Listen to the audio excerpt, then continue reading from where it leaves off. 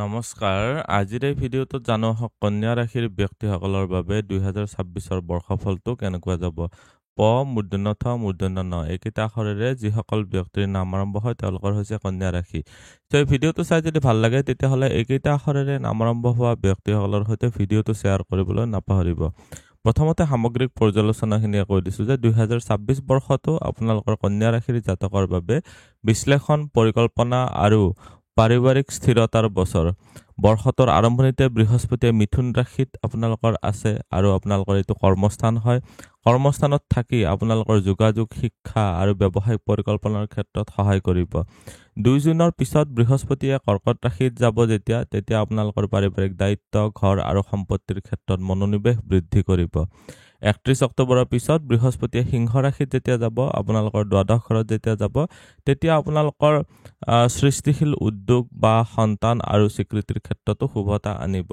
তাৰমানে চাব বৃহস্পতি হৈছে সন্তানৰ কাৰক যেতিয়া আপোনালোকৰ মিত্ৰ ৰাশিস্থ হ'ব সেইখিনি সময়ছোৱাত আপোনালোকে বেনিফিট পাব পাৰিব শনি গ্ৰহটো সপ্তমত মীন ৰাশিত থকাৰ কাৰণে আপোনালোকৰ দীৰ্ঘম্যাদী যিবিলাক লক্ষ্য থাকিব ধৈৰ্য আৰু মানসিক স্থিৰতা বজাই ৰাখিব পাৰিব প্ৰথমতে মই আপোনালোকক বৃহস্পতি শনি ৰাহু কেতু এইকেইটা গ্ৰহৰ স্থিতি অনুসৰি কেনেকুৱা প্ৰভাৱ পৰিব আপোনালোকক দেখুৱাই দিছোঁ আৰম্ভণিৰ পৰা 2 জুন তাৰিখলৈকে বৃহস্পতি আছে কৰ্মস্থানত বৃহস্পতি মিথুন ৰাশিত আছে এইটো এটা কমিউনিকেশ্যনৰ ৰাশি হয় এইটো এটা সৰু সুৰা ভ্ৰমণৰ ৰাশি হয় সো আপোনালোকৰ ট্ৰান্সপোৰ্ট ৰিলেটেড কিবা যদি কাম কৰি আছে ইনফৰমেশ্যন টেকনলজি বা আপোনালোকে এনেকুৱা কাম কৰি আছে য'ত আপোনালোকৰ অলপ হলেও ভ্ৰমণ হৈ আছে কৰ্মস্থানত টিচিং লাইনত জড়িত হৈ আছে আপোনালোকৰ ফাইনেন্সিয়েল এক্টিভিটিত সাপোজ কৰবাত পইচা কালেকশ্যন কৰিবলগীয়া এজেণ্ট হয় তেতিয়াহ'লে এইবিলাক ক্ষেত্ৰত আপোনালোকৰ ভাল দেখা গৈছে বৃহস্পতিৰ ইয়াৰ পৰা দৃষ্টি দি আছে আপোনালোকৰ ধনস্থান আপোনালোকৰ পঢ়া শুনাৰ ঘৰত যেটো মাতৃস্থানো হয় বৃহস্পতিৰ দৃষ্টি আহি আছে আপোনালোকৰ ঋণ ৰোগ শত্ৰু মুকৰ্দমৰ স্থানত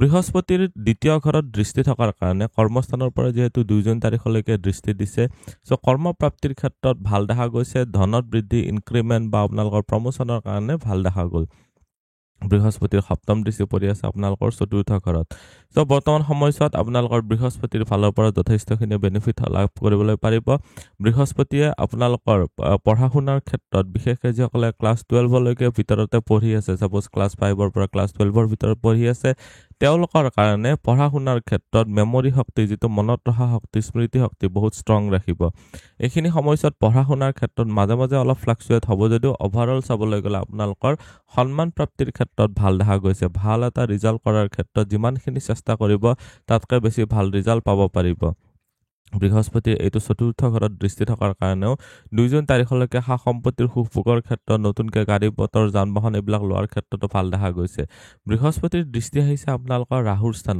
স্থানত বৃহস্পতিৰ দৃষ্টি থকাৰ কাৰণে এইখিনি সময়ত মানে ৰাহুৰ ওপৰত দৃষ্টি থকাৰ কাৰণে আপোনালোকৰ কম্পিটিটিভ এক্সামৰ কাৰণে ভাল হ'ল এইখিনি সময়ত অৰ্থাৎ 2 জুনৰ আগতে আপোনালোকে যদি কম্পিটিটিভ এক্সাম কিবা দিবলৈ চেষ্টা কৰি আছে বা প্ৰিপাৰেচন কৰি আছে তেতিয়াহ'লে ভাল বেমাৰ আজাৰৰ ক্ষেত্ৰত এইটো কম যে শ্বাস প্ৰশ্বাস যিবিলাক বেমাৰ হয় বা আপোনালোকৰ এলাৰ্জি জনিত যিবিলাক কমপ্লেইন হয় এইবিলাক ক্ষেত্ৰত অধিক সাৱধান হ'ব লাগিব বৃহস্পতিৰ ফালৰ পৰা প্ৰবলেম ক্ৰিয়েট কৰিব পাৰে লগতে ৰাহুৰ স্থিতিৰ কাৰণেও আপোনালোকৰ প্ৰবলেম ক্ৰিয়েট হ'ব পাৰে ডায়াবেটিছ জনিত ক্ষেত্ৰতো সাৱধান হ'ব আপোনালোকৰ বৃহস্পতিৰ 2 জুন তাৰিখৰ পিছত ইয়াৰ পৰা গোচৰ কৰিব কৰ্কট ৰাশিত ইচ্ছাপূৰ্তিৰ ঘৰত বৃহস্পতি এটা অতিশয় কাৰক গ্ৰহ হয় বৃহস্পতিৰ একাদশত স্থিতিটো অতিশয় ভাল বুলি ক'ব পাৰি ইনকামত ভাল হ'ব আপোনালোকৰ প্ৰমোচনৰ কাৰণে ভাল হ'ল আপোনালোকৰ ব্যৱসায় কৰি থকা সকলৰ কাৰণে ভাল হ'ল বৃহস্পতিৰ নৱম দৃষ্টি ব্যৱসায়ৰ ঘৰত থকা শনিৰ ওপৰত আহি আছে শনি গ্ৰহটোৰ লগতে বৃহস্পতি ইয়াৰে মালিক হয় শনি স্থিতি লৈ আছে বৃহস্পতি এইটো ঘৰৰ মালিক হয় তো ব্যৱসায়ৰ ক্ষেত্ৰত আপোনালোকে শনি গ্ৰহটো ৰিলেটেড যদি ব্যৱসায় কৰি আছে সাপোজ কনষ্ট্ৰাকচন সম্বন্ধীয় বস্তুৰ যদি ব্যৱসায় কৰি আছে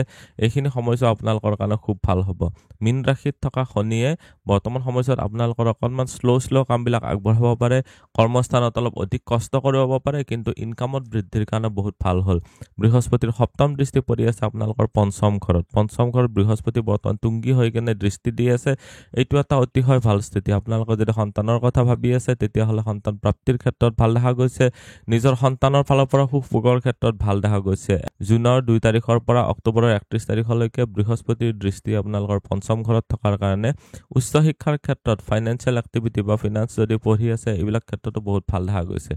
বৃহস্পতিৰ ফালৰ পৰা নিশ্চয় বেনিফিটেড হ'ব পাৰিব। বৃহস্পতিৰ পঞ্চম দৃষ্টি পৰি আছে আপোনালোকৰ তৃতীয় ঘৰত, যিটো আপোনালোকৰ সৰু সুৰা ভ্ৰমণ বা আপোনালোকৰ ভাই ভনী এইবিলাকৰ স্থান হয়। চ' এইবিলাক ক্ষেত্ৰত আপোনালোকে নিশ্চয় বেনিফিটেড হ'ব পাৰিব। বৃহস্পতিৰ ফালৰ পৰা যথেষ্টখিনি ভাল দেখা গৈছে। আপোনালোকৰ কাৰণে বৃহস্পতি এটা হৈছে আপোনালোকৰ ব্যৱসায়ৰ ঘৰৰ মালিক আৰু আপোনালোকৰ চতুৰ্থ ঘৰৰ প্ৰপাৰ্টিৰ ঘৰৰ মালিক। চ' এইখিনি সময়ছোৱাত আপোনালোকৰ নিজৰ তলতীয়া কৰ্মচাৰী বা আপোনালোকৰ ভাইটি ভণ্টি এইবিলাকক লগত লৈ কিবা যদি কাম কৰিব পাৰে, আপোনালোকৰ ব্যৱসায়িক উন্নতিৰ কাৰণে ভাল, প্ৰপাৰ্টিত বৃদ্ধিৰ কাৰণে ভাল, এইবিলাক ক্ষেত্ৰত ভাল দেখা গৈছে। 31 অক্টোবৰৰ পিছৰ পৰা বৃহস্পতি থাকিব ইয়াতে। বছৰটোৰ শেষলৈকে বৃহস্পতিয়ে দৃষ্টি দিব চতুৰ্থ ঘৰত। বৃহস্পতিৰ দৃষ্টি আহি আছে আপোনালোকৰ ষষ্ঠ ঘৰত। বৃহস্পতিৰ নৱম দৃষ্টি আহি আছে আপোনালোকৰ অষ্টম ঘৰত। বৃহস্পতিৰ দ্বাদশত স্থিতি থকাৰ কাৰণে ইয়াৰে দৃষ্টি আহি আছে ষষ্ঠ ঘৰ। ষষ্ঠ ঘৰটো হ'ল ছাৰ্ভিচৰ ঘৰ হয়। অলপ যদি খৰচ কৰিব পাৰে এইখিনি সময়ছোৱাত, তাৰমানে কিবা এটা খৰচ ওলালে আপোনালোকে খৰচটোক যদি নকৰে তেতিয়াহ'লে কিন্তু ফল নাপাব। 31 অক্টোবৰ তাৰিখৰ পিছত আপোনালোকৰ খৰচ কৰিবলগীয়াত অলপ বৃদ্ধি পাব পাৰে। খৰচৰ ঘৰটো এক্টিভ হ'ব, কিন্তু সেই খৰচখিনি কৰিলে আপোনালোকৰ ধৰি লওক ঘৰৰ পৰা দূৰত যায় হ'লেও আপোনালোকৰ কৰ্মপ্ৰাপ্তিৰ কাৰণে ভাল দেখা গৈছে। বৃহস্পতিৰ দৃষ্টি যিহেতু পঢ়া শুনাৰ ঘৰত আহি আছে, যিসকলে ঘৰৰ পৰা দূৰত থাকি চাপ'জ হোষ্টেলত থাকি পঢ়ি আছে তেওঁলোকৰ কাৰণে বিশেষ ভাল দেখা গ'ল। বৃহস্পতিয়ে এইখিনি সময়ছোৱাত মাতৃ ৰিলেটেড ক্ষেত্ৰত আপোনাৰ মাৰ কাৰণে এক্সট্ৰা কিছুমান খৰচ পাতি আহিব পাৰে। চ' তাৰ প্ৰতি অলপ ৰেডি থাকিব। মানে ধৰি লওক মাৰ স্বাস্থ্যৰ ক্ষেত্ৰত অকণমান খৰচ অধিক কৰিব পাৰে। বাকী এনে প্ৰব্লেম নাই, কিন্তু আপোনালোকে অলপ সাৱধানে থাকিব। বৃহস্পতিৰ নৱম দৃষ্টি আহি আছে অষ্টম ঘৰত। এইটো এটা মুখ্য ত্ৰিকোণত বৃহস্পতিৰ গোটেইটা ঘৰতে দৃষ্টি আছে। চ' বৰ্তমান সময়ছোৱাত আপোনালোকে মেডিটেশ্যন, ধৰ্ম কৰ্ম, আপোনালোকৰ য়োগা এইবিলাক ক্ষেত্ৰত যথেষ্ট ভাল দেখা গৈছে। আপোনালোকে যিমানখিনি পাৰে নিজৰ আপোনালোকে আপলিফমেণ্টৰ কাৰণে, আধ্যাত্মিক বল বৃদ্ধিৰ কাৰণে মেডিটেশ্যন বা ধ্যান এইবিলাক কৰিব পাৰে। আপোনালোকৰ গুপ্ত বিভাগ, এষ্ট্ৰলজি, ধৰ্মী ক্ষেত্ৰত জড়িতসকলৰ বাবে অতিশয় ভাল। এতিয়া দেখুৱাই দিছোঁ শনি গ্ৰহটো গোটেইটো বছৰ ইয়াতে থাকিব। মীন ৰাশিত সপ্তম ঘৰত থাকিব। ইয়াৰ পৰা দৃষ্টি পৰি আছে ভাগ্য পিতা ধৰ্মস্থানত। ইয়াৰ পৰা সপ্তম দৃষ্টি পৰি আছে আপোনালোকৰ ৰাশিতেই। আপোনালোকৰ ব্যক্তিত্ব পাৰ্চনেলিটিৰ ক্ষেত্ৰত শনিৰ দশম দৃষ্টি পৰি আছে আপোনালোকৰ সা সম্পত্তিৰ স্থানত। শনিৰ আপোনালোকৰ সপ্তম ঘৰত স্থিতি থকাৰ কাৰণে যিসকলে কনষ্ট্ৰাকশ্যন সম্বন্ধীয় ব্যৱসায় কৰি আছে, চাপ'জ ৰিয়েল এষ্টেটৰ ব্যৱসায় কৰি আছে, মাটি বাৰীৰ ব্যৱসায় কৰি আছে, এইবিলাক ক্ষেত্ৰত ভাল দেখা গৈছে। শনিৰ দৃষ্টি পৰি আছে ভাগ্যস্থানত। ভাগ্যস্থানত শনিৰ দৃষ্টি বেয়া নহয়, কেৱল অলপ মেহনত কৰাব। এইখিনি সময়ছোৱাত আপোনালোকে গুৰু বা পিতাৰ পৰা সহায় লাভ কৰিব লাগিলে অলপ এক্সট্ৰা এফৰ্ট দিব লাগিব। শনিৰ ফালৰ পৰা যথেষ্ট ভালে দেখা গৈছে, একদমেই টেনশ্যন নাই। কেৱল কষ্ট কৰিবলৈ ৰেডি থাকক। আপোনালোকৰ উচ্চ শিক্ষাৰ ক্ষেত্ৰত ভাল দেখা গৈছে। শনিৰ সপ্তম দৃষ্টি আহি আছে আপোনালোকৰ ৰাশিতে। কোনোবা নহয় কোনোবাই আপোনালোকৰ পাৰ্টনাৰে আপোনাৰ বদনাম কৰিব পাৰে, তাৰ প্ৰতি অলপ ধ্যান ৰাখিব। আপোনালোকৰ যিসকল সংগী আছে, চাপ'জ কোনোবা জীৱন সংগীকে আপোনালোকৰ মিছলিড কৰিব পাৰে। শনিৰ ফালৰ পৰা দৃষ্টি যিহেতু ৰাশিতে আহি আছে, এইখিনি সময়ছোৱাত আপোনালোকৰ ব্যক্তিত্ব পাৰ্চনেলিটিত কোনোবাই আপোনালোকৰ ধৰি লওক বদনাম দিবলৈ চাব পাৰে। চ' তাৰ প্ৰতি অলপ ধ্যান ৰাখিব। এইখিনি সময়ছোৱাত আপোনালোকে যিমানখিনি সন্মান প্ৰাপ্তি হ'ব লাগে আপোনালোকৰ তাৰে ক্ষেত্ৰত শনিৰ পৰা অলপ ডিষ্টাৰ্বেঞ্চ দেখা গৈছে। আপোনালোকৰ লগ্নৰ কাৰণে বা ৰাশিৰ কাৰণে যদি ফাংচনেল মেলিফিক হয়, ৰাশিৰ কাৰণে বাৰু ফাংচনেল মেলিফিক নহয়, কিন্তু লগ্নৰ কাৰণে যদি আপোনালোকৰ শনি গ্ৰহটো যদি ফাংচনেল মেলিফিক হয় তেতিয়াহ'লে অধিক সাৱধান হ'ব লাগিব। আপোনালোকৰ শনি গ্ৰহটোৰ দশম দৃষ্টি যিহেতু সা সম্পত্তিৰ স্থানত আহি আছে, কোনোবাই কিছুমান এক্সট্ৰা টেনশ্যন দিব পাৰে। মাটি বাৰী মেইনটেইন কৰোঁতে অলপ প্ৰব্লেম পাব। এইখিনি সময়ছোৱাত আপোনালোকৰ শনিৰ দশম দৃষ্টি আপোনালোকৰ চতুৰ্থ ঘৰত থকাৰ কাৰণে যথেষ্টখিনি আপোনালোকে বাধা বিঘিনিৰ সন্মুখীন হ'বলগীয়াত পৰিব পাৰে। গাড়ী মটৰ থাকিলে আপোনালোকৰ গাড়ীৰ বাৰে বাৰে কিবা বেমাৰ ওলাই আছে, এইবিলাক ক্ষেত্ৰত আপোনালোকে প্ৰব্লেম ফেচ কৰিবলগীয়াত পৰিব পাৰে। এতিয়া দেখুৱাই দিছোঁ আপোনালোকৰ ৰাহু আৰু কেতুৰ স্থিতি। 25 নৱেম্বৰলৈকে ৰাহু থাকিব ইয়াতে, কেতু থাকিব 25 নৱেম্বৰলৈকে ইয়াতে। চ' আৰম্ভণিৰে পৰা 25 নৱেম্বৰ তাৰিখলৈকে ৰাহুৰ পঞ্চম দৃষ্টি আহি আছে দশম ঘৰত। ৰাহুৰ নৱম দৃষ্টিও আহি আছে আপোনালোকৰ দ্বিতীয় ঘৰত। এটা হৈছে কৰ্মস্থান, এটা সন্মান প্ৰাপ্তিৰ ঘৰ, সমাজত স্থিতি ষ্টেটাছ ৰিকগনিশ্যনৰ ঘৰ হয়, আৰু এটা এইটো প্ৰফেশ্যনৰো ঘৰ হয়, আৰু ইফালে এইটো ধনস্থানো হয়। যদি আপোনালোকৰ জন্মচক্ৰত শনি গ্ৰহটো যদি খুব এটা পজিটিভ ৰাশি লৈ বহি আছে বা যোগাকাৰক প্লেনেটৰ সৈতে বহি আছে, তেতিয়াহ'লেতো এইখিনি সময়ছোৱাত আপোনালোকে অভাৱনীয়ভাৱে, যিটো আপোনালোকে কল্পনাও কৰিব নোৱাৰে, সিমানখিনি উন্নতি হ'ব পাৰে। ৰাহু বৰ্তমান এটা মিত্ৰ ৰাশিস্থ হৈ আছে। ৰাহুৱে ইয়াতে কম্পিটিশ্যনৰ জৰিয়তে যথেষ্ট ভাল ফল দিয়াব। কেৱল চাব যে আকৌ কৈছোঁ আপোনালোকৰ হাওঁফাওঁজনিত যিবিলাক বেমাৰ হয় বা আপোনালোকৰ শ্বাস প্ৰশ্বাসজনিত প্ৰব্লেম এইবিলাক ক্ষেত্ৰত অধিক সাৱধান হ'ব লাগিব। ৰাহুৰ দৃষ্টিয়ে পঞ্চম দৃষ্টি আহি আছে আপোনালোকৰ দশম ঘৰত।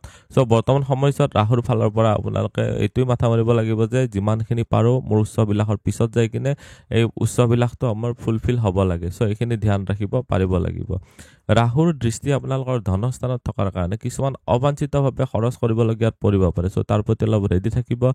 ৰাহুৰ দৃষ্টিয়ে মনত কিছুমান কনফিউজন ক্ৰিয়েট কৰাই আপোনালোকৰ খৰচত বৃদ্ধি কৰাব পাৰে। চ' মনৰ ভয়ৰ বশৱৰ্তী হৈ কিনে খৰচ নকৰিব। কেতুৰ পঞ্চম দৃষ্টি আহি আছে আপোনালোকৰ চতুৰ্থ ঘৰত, কেতুৰ নৱম দৃষ্টি আহি আছে আপোনালোকৰ অষ্টম ঘৰত। কেতু দ্বাদশ ঘৰত থকাৰ কাৰণে বৰ্তমান সময়ছোৱাত কিছুমান অলাগতিয়াল ক্ষেত্ৰত গম নোপোৱাকৈ আপোনালোকৰ পইচা খৰচ হৈ আছে, সেইটো দেখা গৈছে। কেতুৰ দৃষ্টি পঢ়া শুনাৰ ঘৰত যিহেতু গোটেইটো বছৰ নৱেম্বৰলৈকে যিহেতু থাকিব, চ' এইখিনি সময়ছোৱাত আপোনালোকৰ পঢ়া শুনাৰ ক্ষেত্ৰত যিসকলে ঘৰৰ পৰা দূৰত যাই পঢ়ি আছে তেওঁলোকৰ এটা টাইম টেবুল মেইনটেইন কৰাৰ প্ৰয়োজন আছে। কেতুৱে সঘনে বিৰক্তি ভাৱ আনে।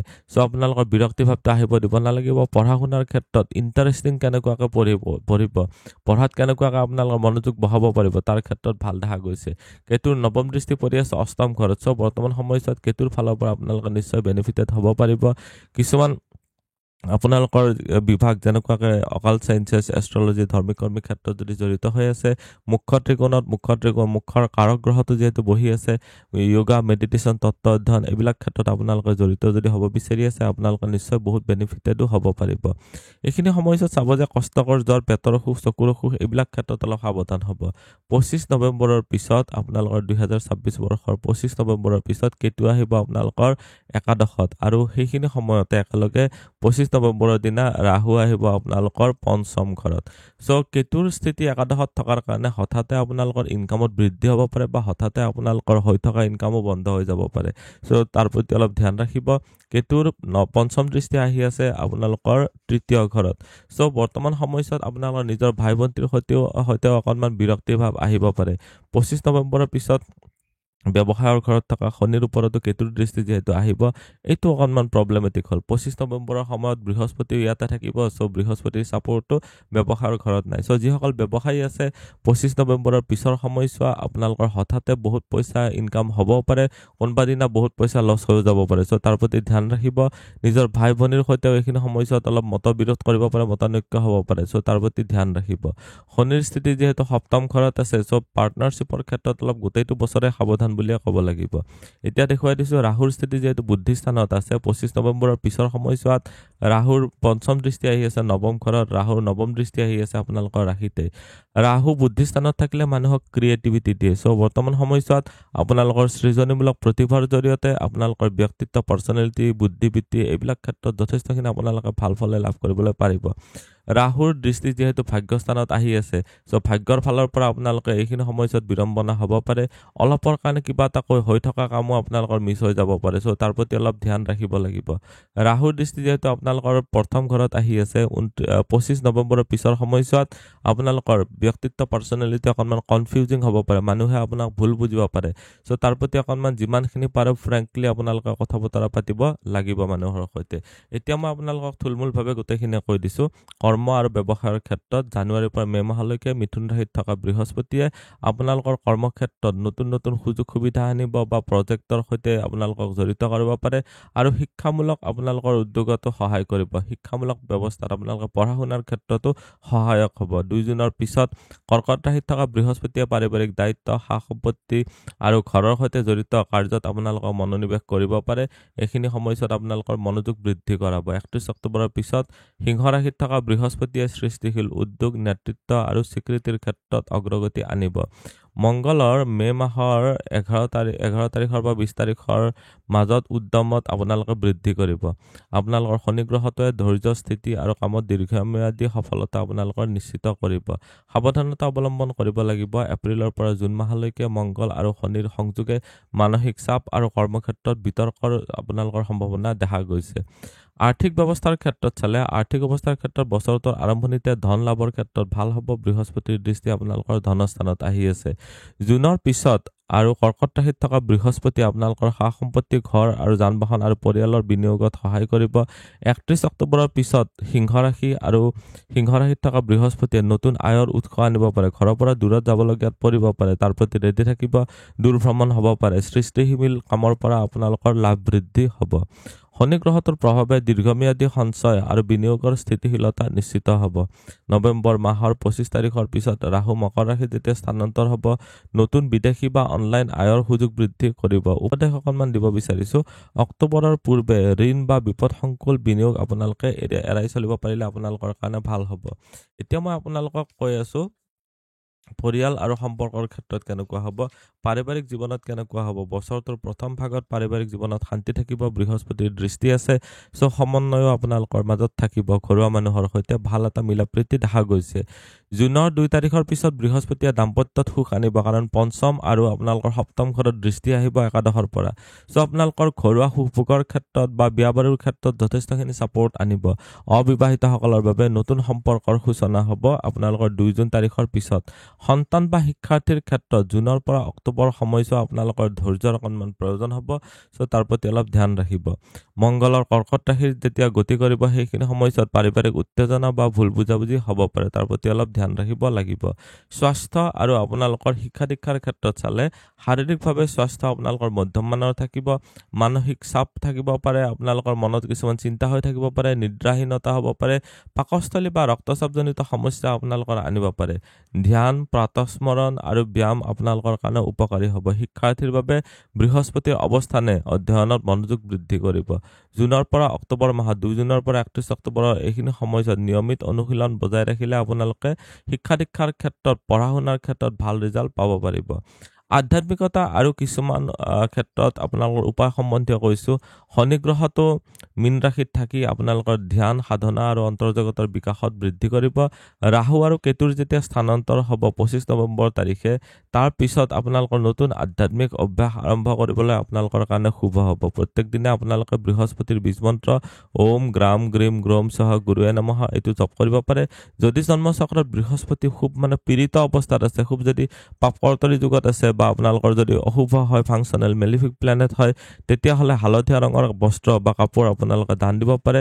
চন্দনৰ আপোনালোকে দান দিব পাৰে, বগা চন্দন দান দিব পাৰে। শনিবাৰে তেলৰ চাকি জ্বলাই আপোনালোকে শনিবাৰে বিশেষকৈ তুলসীৰ তলত মিঠাতেলৰ চাকি যদি জ্বলাব পাৰে, তেতিয়াহ'লে আপোনালোকৰ কাৰণে ভাল হ'ব। এতিয়া মই বাৰ্ষিকভাৱে আপোনালোকৰ সাৰাংশখিনি বুজাই দিছোঁ। কৰ্মজীৱনত ধৈৰ্য আৰু উদ্যমৰ সহায়ত স্থিৰ অগ্ৰগতি হ'ব। 80% ভাল বুলিয়ে ক'ব পাৰি, মোটামুটি ভাল দেখা গৈছে। আৰ্থিক অৱস্থাৰ ক্ষেত্ৰত চালে আয় বৃদ্ধি, বিনিয়োগ স্থিতিশীল হ'ব। সম্পৰ্ক আৰু পৰিয়ালৰ ক্ষেত্ৰত পাৰিবাৰিক সুখ আৰু সন্তানৰ সহায় প্ৰাপ্তি হ'ব, এইটো 80% পজিটিভ বুলি ক'ব পাৰি। স্বাস্থ্যৰ ক্ষেত্ৰত অকণমান সাৱধান হ'ব, আপোনালোকৰ মানসিক শান্তি বজাই ৰাখিব পাৰিব লাগিব। 60% পজিটিভ, 40% নিগেটিভ, বছৰটোৰ আধা সময়হে ভাল যাব। আধ্যাত্মিকতাৰ ক্ষেত্ৰত ভাল দেখা গৈছে, 80% পজিটিভ, ধ্যান আৰু সাধনাৰ প্ৰতি আগ্ৰহ বৃদ্ধি হ'ব। সামগ্ৰিকভাৱে ভাগ্যটো যদি চাওঁ, স্থিৰ অগ্ৰগতি হ'ব, নতুন সুযোগ আৰু স্বীকৃতি আহিব, 80% পজিটিভে দেখা গৈছে। আপুনি ইমান চিন্তা কৰিবলগীয়া নাই। আজিৰ ভিডিঅ'টোত আমি জানিলোঁ 2026 বৰ্ষটো কেনেকুৱা যাব। ভিডিঅ'টো চাই কেনেকুৱা লাগিলে কমেণ্টত নিশ্চয় জনাব। আপুনিও যদি আপোনাৰ বিষয়ে জানিব বিচাৰে, তেতিয়াহ'লে হোৱাটছএপত কণ্টেক্ট কৰিব পাৰে। ধন্যবাদ।